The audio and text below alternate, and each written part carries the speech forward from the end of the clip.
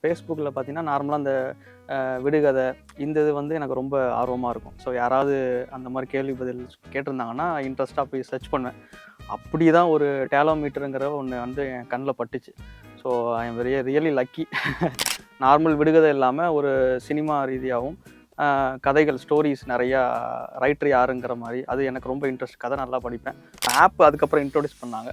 So அதில் இன்னும் செம்ம இன்ட்ரெஸ்ட். எனக்கு எல்லா டாப்பிக்குமே பிடிக்கும்.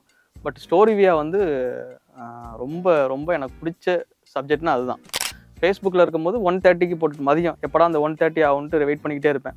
மெயினாக வந்து சஹி சாருக்காக தான். அவருடைய வாய்ஸ் வந்து ரொம்ப நான் வந்து அடிமைனே சொல்லலாம்.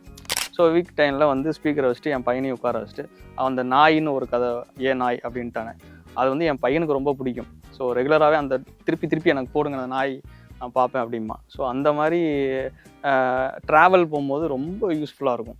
ஸோ ஸ்டோரியே நம்ம நார்மலாக அதை கண்டுபிடிப்போம் போட்டுருவோம். பட் இந்த கதைகள் பொறுத்தளவில் நான் திருச்சி டு நான் ட்ராவல் தூத்துக்குடி சொந்த ஊர் போகும்போது எனக்கு ரொம்ப ஹெல்ப்ஃபுல்லாக இருக்கும். ஸோ நார்மலாக பாட்டு கேட்க போது நான் அந்தளவுக்கு பெருசாக இன்ட்ரெஸ்ட் இருக்காது. பட் இந்த மாதிரி கதைகள் கேட்கும்போது நம்மளுக்கும் அந்த ஜேர்னியும் நல்லாயிருக்கும். கண்ணை மூடிட்டு அது பாட்டு நம்ம இருந்தோம்னா சாரோடைய வாய்ஸுக்கே நான் கேட்டுக்கிட்டே போகலாம் திரும்ப திரும்ப.